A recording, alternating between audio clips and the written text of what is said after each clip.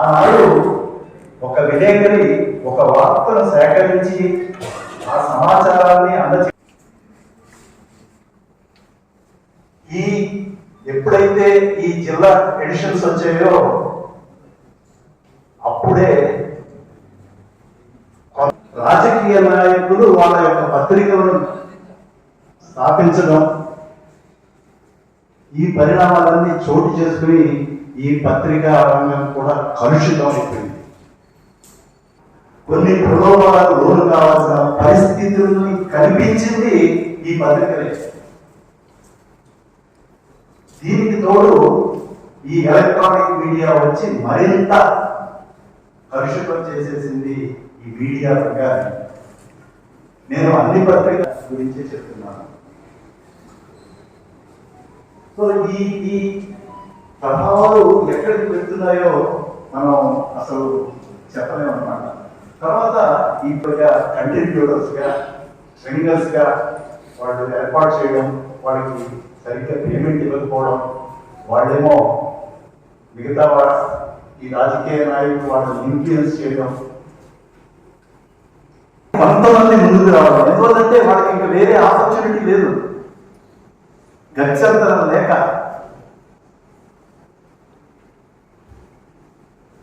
ఇలాంటి పరిస్థితులు చాలా చోటు చేసుకున్నాయి.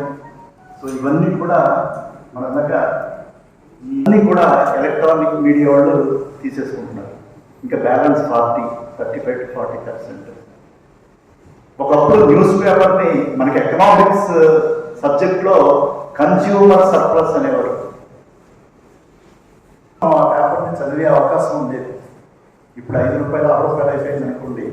అలాగే సాల్ట్ని కూడా, అంటే ఉప్పు రూపాయి పెట్టి 10 రూపాయలు పెట్టి కొనుక్కుంటే అది మొత్తం అన్ని వంటకాల్లో నాకు అర్థం కాదు. పోటీ మా ఛానలే ముందు చూపిస్తోంది ఈ వార్తని, చావు వార్తను కూడా ముందు చూపించడం. మనం ఈ మధ్య జరిగిన ఆ 13 చనిపోయినప్పుడు కూడా పోటీ. నేను ఈ ఛానల్ ఆ ఛానల్ అని చెప్పట్లేదు దయచేసి. సో ఇది అవసరమా? ఈ పోటీతత్వం అవసరమా?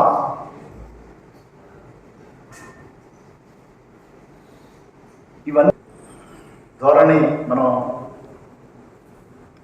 వీరు నేటి పరిస్థితుల్లో ఉంది.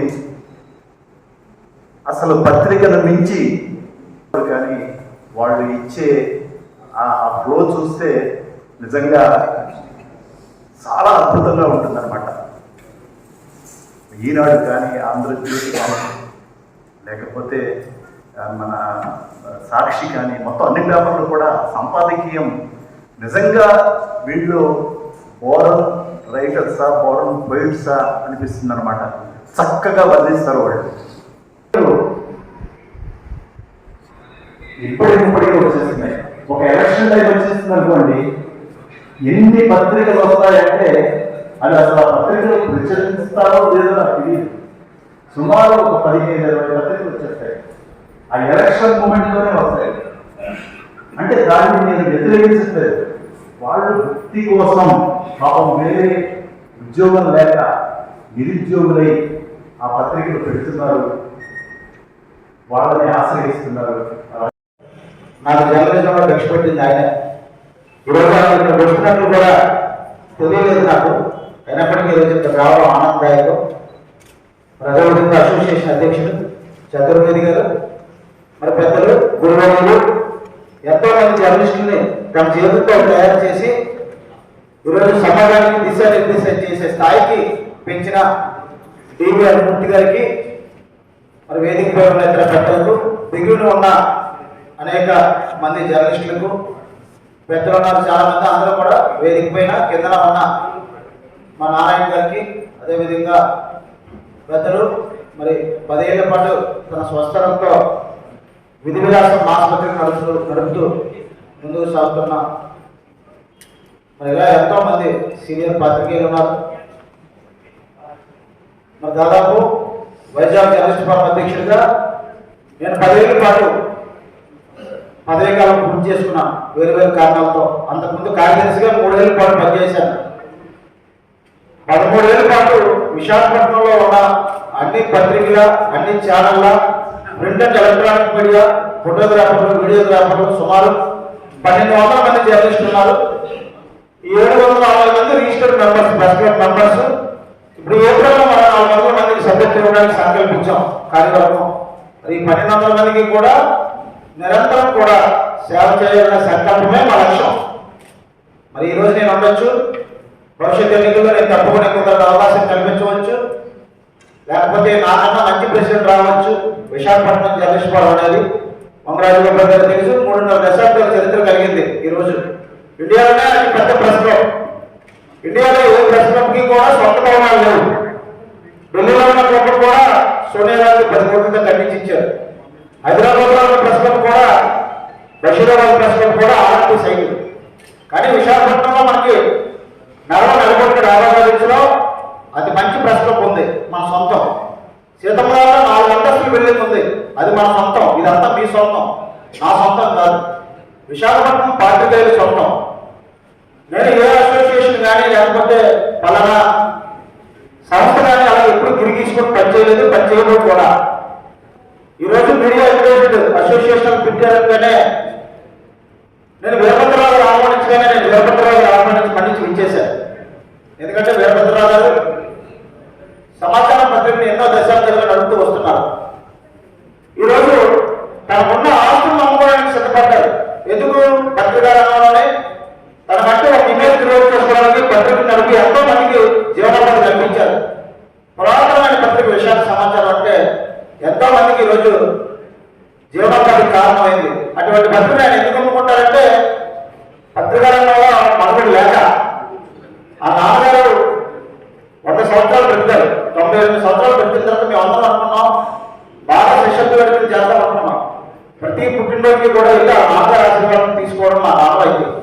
ఆ తర్వాత వీరభద్రరావు గారి ఆశీస్సులు కూడా తీసుకోవడం మా ఆనవాయితీ. ఎందుకంటే ఏదైనా దాచుకోవాలి, దోచుకోవాలనే సంకల్పం వీరభద్రరావు గారి కాదు. ఏదైనా అందరూ బాగుండాలి, అందరూ నేను ఉండాలనే సంకల్పంగా వీరభద్రరావు గారు ఇచ్చారు.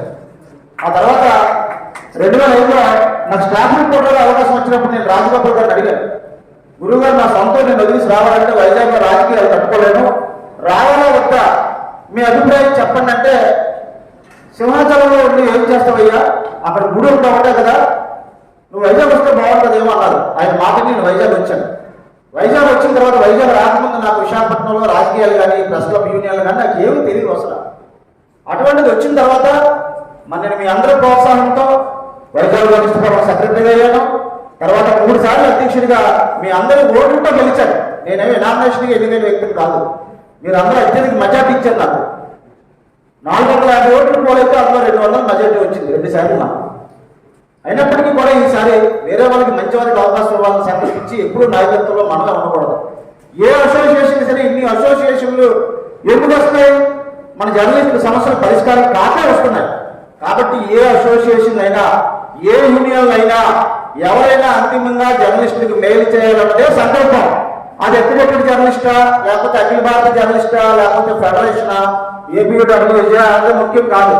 నేనైతే ఏ యూనియన్కి పక్షపాతిని అలాగే వ్యతిరేకని కాదు. అన్ని యూనియన్లు ఎవరు పిలిచినా ప్రెస్ క్లబ్ అధ్యక్షుడిగా నేను వెళ్తాను. ఎందుకంటే అందులో అన్ని యూనియన్లు మమేకమై ఉన్నాయి. అది అన్ని యూనియన్లకి సంబంధించిన ప్రెస్ క్లబ్, అది ఏ ఒక్క యూనియన్కో పరిమితం కాదు. మరి అప్రస్కృతంగా ఉన్న జర్నలిస్టుల సమస్యల పరిష్కారానికి మనం అందరం కూడా కృషి చేస్తున్నాం. మరి పెద్దలు వీరభద్రరావు గారు ఈరోజు మంచి సదస్సును ఏర్పాటు చేసి మనల్ని అందరినీ కూడా కలిసే అవకాశం కల్పించారు. నేను పిఎల్కే మూర్తి గారి లాగా భారతదేశం జర్నలిస్టుల గణాంకాలు, మీడియా పాత్ర అని చెప్పే రోజులు పోయే మనం ఎవరైనా సరే మనకి ఏ సమన్యాయం చేస్తున్నారో ఆ న్యాయం కోసం మనం మన హక్కుల కోసం శాంతియుత పోరాటం సాగించుకోవాలన్నదే మన ఏకైక లక్ష్యం.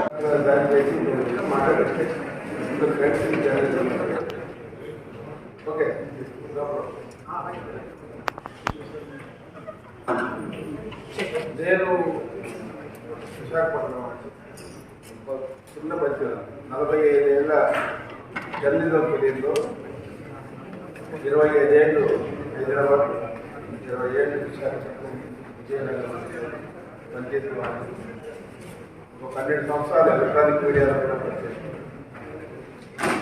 విశాఖపట్నం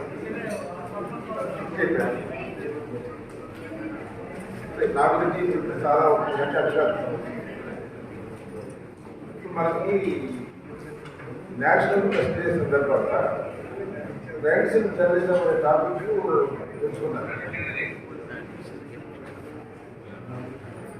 నేను మొదట్లో అయితే డెవలప్ జర్నలిజం అనే టాపిక్ ఉండేది. దాదాపు రైట్స్ ఆఫ్ జర్నలిజం కొన్నాళ్ళు పోతే మోరల్స్ ఆఫ్ జర్నలిజం వస్తుంది. తర్వాత డిగ్రేడేషన్ ఆఫ్ మోరల్స్ జర్నలిజం వస్తుంది. అంటే రోజులు అలాగా అదొక అనివార్యమైన పరిణామం జరిగింది. టాబ్లెట్ జర్నలిజం 20 కాబట్టి 6 months ఈనాడు రాష్ట్ర వ్యాప్తంగా ఉదయం పేపర్లు రాష్ట్ర వ్యాప్తంగా చేయడంతో ఇప్పుడు ప్రాచుర్యం వచ్చింది. కానీ ఇది ఇండియాలో వ్యాసం వచ్చింది. మొట్టమొదటి విశాఖపట్నం ఆంధ్రప్రదేశ్లో ఈ ప్రయోగం చేసింది. సరే, ఇది ప్రింట్ మీడియాలో ఇది ఒక ట్రెండ్గానే భావిస్తుంది. ఈ ప్రింట్ మీడియా ట్రెండ్ మంచికి దారి తీస్తుందో చెడు దారి తీస్తుందో చెప్పలేదు. కడుపు తీసుకుంటే కాదు పడుతుంది అంటూ విలేకరుల సంఖ్య విపరీతంగా పెంచింది ట్యాబ్లెట్ జర్నలిజం. అంతకుముందు జిల్లాకు ఒక విలేకరి లేదా రెవెన్యూ డివిజన్కి ఒక విలేకరి ఉన్న పరిస్థితిలో మండలాలకు ఒక విలేకరి పెట్టాము. అందులో ఆలిముత్యాలు ఉన్నారు, స్వార్థపరులు ఉన్నారు, రకరకాల వర్షం అన్ని రంగాల్లో ఉన్నట్టే జర్నలిజంలో కూడా ఉంది. కానీ ఇలాగ మా శ్రీబాబు కానీ గెలవతో చెప్పినట్టు వాళ్ళకి నేనేది భిక్ష పెట్టి చేయలేదు. వాళ్ళలో విషయం ఉంది, వాళ్ళలో ఆ అక్షర జ్ఞానం ఉంది. ఒక సరస్వతి కటాక్షం జర్నలిస్ట్కి చాలా ఇంపార్టెంట్. అది పొడుగు పుచ్చుకున్న జర్నలిస్టులు వాళ్ళకి మాత్రమే నేను ఒక నిచ్చెన వేశాను అంతే. मैं आज यहाँ हूँ और मैं बहुत बहुत तहे दिल से वीरभद्र जी को धन्यवाद हूँ कि उन्होंने मुझे अपने संस्कार अपनी संस्कृति के करीब लाया। Why I am speaking Hindi? मैंने अपने कैरियर की शुरुआत अंग्रेजी मीडिया से की थी और बीबीसी में रह के मैंने काम किया। एक बार मुझे आरएसएस के प्रमुख ने कहा कि विदेश की नौकरी करते हो, मुझसे प्रश्न करते हो, तो मैंने कहा कि ठीक है। मैंने अपनी नौकरी छोड़ दी और 1 महीने बाद में उनके सामने था, बोलिए बताइए। उसके बाद बहुत सारे ऐसे रोचक और बहुत ही विस्फोटक जानकारियां देश को मिली है जो आप लोगों ने समय में देखा होगा। ना तेलुगु एक बात का इंसिडेंट बताता हूँ मैं। मेरे को एक तेलुगु एंकर ने बहुत इमरजेंसी हो गया तो तेलुगु में मेरे से उसने बात किया ना तेलुगु विनिसी हो हिंदी चैनल बंद हो गया। I am a Telugu man but settled in North India. My parents were there from Chittoor. Okay.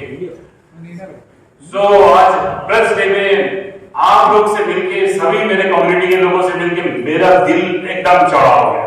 56 inch का नहीं हुआ है, चौड़ा हो गया। दोस्तों, मैं हिंदी में इसलिए बोल रहा हूँ कि मिशन हिंदी कार्यक्रम को हम उसके सदस्य हैं। मिशन हिंदी, देश एक भाषा एक। ये जो अलग अलग भाषाओं में हम बढ़ते हैं, हमारी ताकत कमजोर हो जाती है और खासकर पत्रकारों की ताकत कमजोर हो जाती है।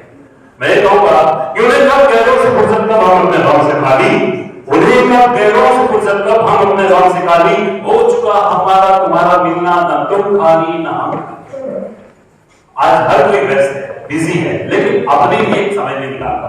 हम प्रसारण करते हैं, लेकिन जब हम में बिजी है तो कौन उसे सामने लाता है? एसोसिएशन की बातों को सरकारें सुनती नहीं है। एक्रेडिट मेंबर्स है जो जिस प्लेटफॉर्म में लगना चाहिए। चिनप्पा जी दिल्ली में रहते वो जानते हैं कि देश की जहां नीति निर्धारक लोग रहते हैं वो कैसे हमारी बातों को इग्नोर करते हैं। अब मैंने प्रेस क्लब के अध्यक्ष को भी सुना कि ऐसे बहुत सारे काम ऐसे विधि में है कि जो हम पत्रकारों के प्रोटेक्शन की बात होती है, हमारे शहर में कोई स्ट्रक्चर ठीक नहीं है। बहुत सारी अनियमितताएं हमारे मीडिया वर्ल्ड में क्यों है? उसका एक कारण है कि जो आज का विषय है new trends in Indian media, ये जो नया दौर आया है, डिजिटल मोड का दौर आया है, वो है, लेकिन क्या ये बताइए कि आपके घर में बच्चा हुआ है तो क्या आप अपने पिताजी को भूल जाएंगे? क्या आपके घर में, आपके कॉलेज में कोई नए प्रोफेसर आए तो पुराने प्रोफेसर को भूल जाएंगे? जो जितनी बात पुरानी होती है वो अनुभव में होती है। मीडिया में भी आज की डेट में अनुभवी मीडिया की जरूरत है। डिजिटल मीडिया महत्वपूर्ण है, आज के लिए डिजिटल मीडिया अति महत्वपूर्ण है, क्योंकि लोग कम मेहनत करना चाहते हैं। बड़े पत्रकार हुआ करते थे जो हमारे आदर्श हुआ करते थे। जब हम उनके पास जाते थे तो वो कहते थे जाओ पहले एयरपोर्ट से डीवीडी, जो इसमें लगती है ना, जो कैसेट लगती है, डीवीडी टेप ले आओ। एक क्वालिफाइड जर्नलिस्ट के लिए क्या सजा होगी वो दोस्तों? आप देखो मेरे को एयरपोर्ट भेज रहे डीवीडी टेप लाने के लिए। उस वक्त एक वर्ल्ड दिस वीक एक प्रोग्राम आता था जिसमें अपन मेहनत कहते थे पहले डीवीडी लाना शुरू करो, उसके बाद डेस्क में बैठाते थे। मेहनत कहां से होती है? आजकल के डिजिटल मोड में आपके पास जानकारी होती है लेकिन उसमें गहराई नहीं होती है। उस सूचना को वही ये ऐसा होता है कि आप कोट तो पहने हैं, अंदर कपड़े नहीं पहने। ये डिजिटल मीडिया है, लेकिन डिजिटल मीडिया का उपयोग होना चाहिए। डिजिटल मीडिया का उपयोग समय के साथ होना चाहिए, और अगर उसमें एक्सपीरियंस का करता एक्सपीरियंस जुड़ जाएगा। अगर एक डिजिटल मीडिया में जो व्यक्ति काम कर रहे हैं वो अनुभव के आधार पर लिखेंगे तो उसका इंपैक्ट बहुत सारे लोगों पे जाएगा। और जो मैंने ये देखा, बहुत सारी सरकारें अनियमितताएं करती है, पत्रकारों को फैसिलिटीज नहीं देती है, उनके इंश्योरेंस नहीं होते, उनके सबों में बड़ा अखबार छोटा अखबार कहते हैं, बड़े अखबार टैबलेट ले आते हैं। देखिए जो लिखने वाला वर्ग होता है वो किसी के सामने भीख नहीं मांगता। जो व्यवस्था को देखता है वो स्वाभिमानी होता है, और ऐसे आज के समय में बहुत कम लोग रहे हैं जो इस बात को महसूस करते हैं। डिसिप्लिन की जरूरत होती है। पहले मीडिया में होता था कि सीनियर जर्नलिस्ट आता था तो जूनियर उठ जाते थे, आजकल जूनियर धकेल के सीनियर के सामने चले जाते हैं। ये कौन सी व्यवस्था? आज आप युवा हैं करके आप ज्यादा दौड़ेंगे और पुराने नहीं दौड़ पाएंगे, लेकिन गूगल ऐसे लोगों को नौकरी दे रहा है जिनके पास लिखने का 30-30 साल का अनुभव है। क्यों दे रहा है? क्योंकि गूगल को ये महसूस हो गया है कि जो कंटेंट डालता है वो स्तरहीन है, आधारहीन है, उसका कोई बेस नहीं है। क्यों? उसे युवा लोग लिख रहे हैं। युवा लोग आपका कवर पेज हो सकते हैं, अंदर का कंटेंट नहीं हो सकते। तो गूगल ने ये बात महसूस करके सीनियर लोगों को ऑफर कर रहा है। ये जूनियर लोगों के लिए कोई बुरी बात नहीं है, उनको सीखना चाहिए, उनको अपने एक्सपीरियंस को आगे बढ़ाना चाहिए, उनको एक्सपीरियंस गेन करना चाहिए, ताकि इस डिजिटल प्लेटफॉर्म का ज्यादा से ज्यादा वो उपयोग कर सके। ये जो ट्रेंड है, नया ट्रेंड डिजिटल मीडिया का आया, उसके साथ साथ आने वाले समय में और बड़ी चुनौतियां आने वाली है।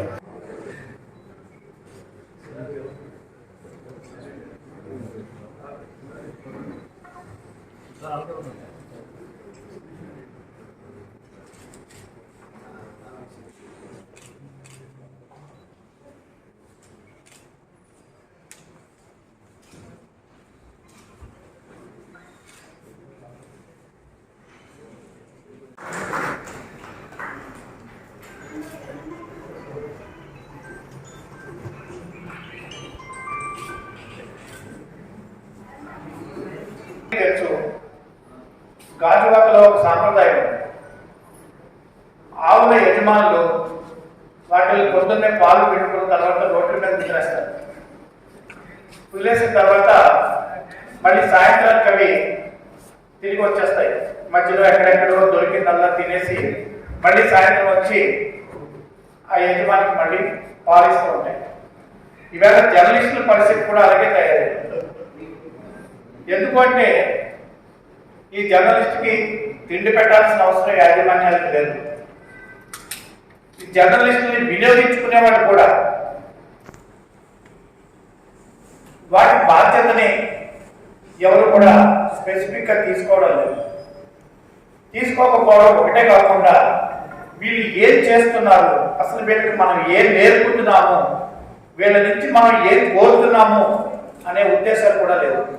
పరిస్థితుల్లో మీడియా అనేది వెళ్ళిపోతుంది దాని ఇష్టం వచ్చినట్టు డైవర్సిఫికేషన్.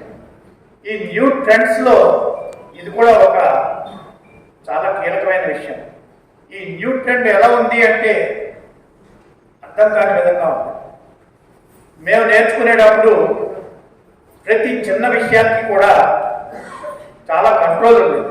ఒక వార్త రాయాలి అంటే ఈ వార్త పంపించిన తర్వాత మనకి ఎడిటర్ గారి నుంచి ఎలాంటి రెస్పాన్స్ వస్తుంది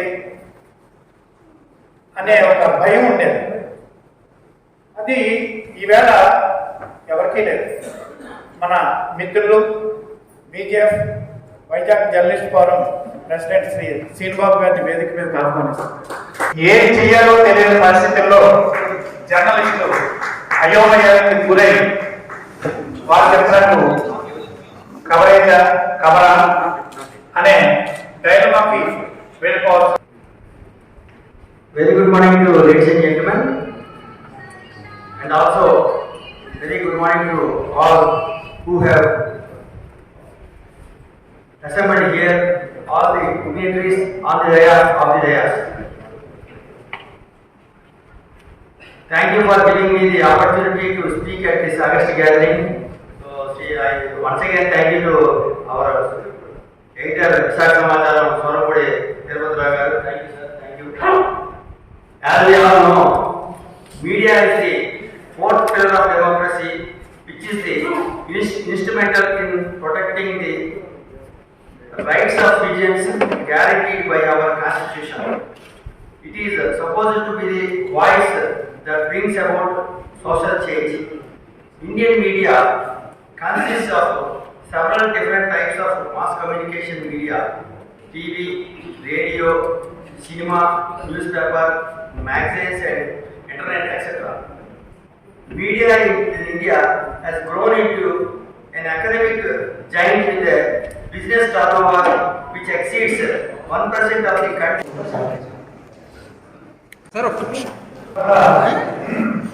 శ్రీ బసవ గౌడేజీ సార్ ఒక్క నిమిషం senior most journalist. Sir I request Sri Basava Gaurani along with his wife to comment. Sir एक बार देखिए सर.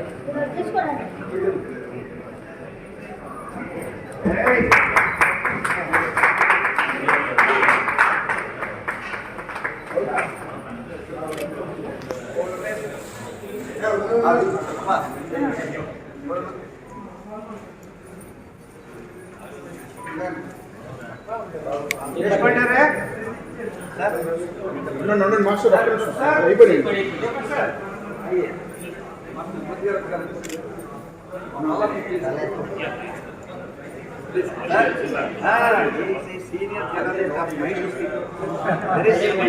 సార్ రండి బ్యాక్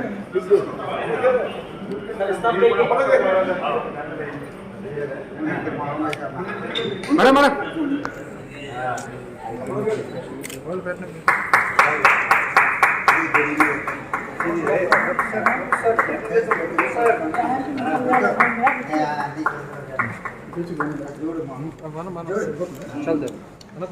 సార్ సార్ కొంచెం 57 years జర్నలిజంలో ఉన్నారు.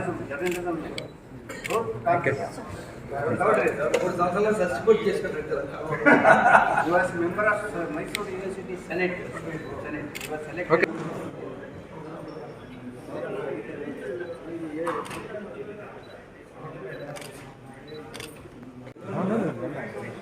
అదే చేశాను సార్. ఒక మూమెంట్ పైకి కొట్టాను సార్. ఎలా చూడండి సార్. రండి సార్ రండి సార్ రండి. మనకున్న సీనియర్ మోస్ట్ హిందీ జర్నలిస్ట్.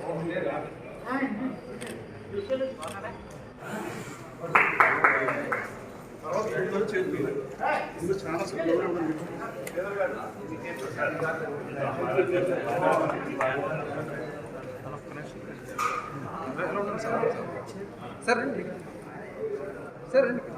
ఎలా చూడండి. పత్రికా దినోత్సవం మామూలుగా నవంబర్ 16 అయితే ఈరోజు విశాఖపట్నంలో దాన్ని ప్రత్యేకంగా నిర్వహించడం జరిగింది. జాతీయ పత్రికా దినోత్సవం సందర్భంగా పత్రికలు, పత్రికా రంగం ఎదుర్కొంటున్న సమస్యలు, జర్నలిస్టుల సమస్యలు అన్నీ చర్చించడం జరిగింది. ఈ సమస్యల్లో ప్రధానంగా స్థానికంగా జర్నలిస్టులు ఎదుర్కొంటున్న సమస్యలన్నింటినీ కూడా Vizag journalist forum press club అధ్యక్షులు గంటల శ్రీనిబాబు గారు చాలా స్పష్టంగా వివరించారు. అలాగే accredited journalist association of India ప్రధాన కార్యదర్శి శ్రీ కౌడ్లే చెన్నప్ప గారు ఈ కార్యక్రమానికి ప్రత్యేక అతిథిగా ఇచ్చేసి వారు జాతీయ స్థాయిలో ఈ సంఘం చేస్తున్న కృషిని, జర్నలిస్టుల వెల్ఫేర్ గురించి చేపట్టిన కార్యక్రమాన్ని వివరించారు. అలాగే ప్రభుత్వ మీడియా సలహాదారు శ్రీ డాక్టర్ శ్రీధర్ గారికి ఇచ్చేశారు. వారు కూడా మన ప్రభుత్వానికి జర్నలిస్టుల సమస్యల్ని, పత్రికా రంగం సమస్యల్ని ప్రత్యేకంగా నివేదిస్తానని చెప్పారు. డాక్టర్ డివిఆర్ మూర్తి గారు ఈ కార్యక్రమానికి అధ్యక్షత వహించారు. వక్తలందరూ కూడా పత్రికల ప్రాధాన్యత, పత్రికా విలేకరుల భద్రత వీటి మీద చాలా కూలంకషంగా చర్చించారు. దీని ఫలితాలు త్వరలోనే అందరికీ లభించాలని ఆకాంక్షిస్తారు.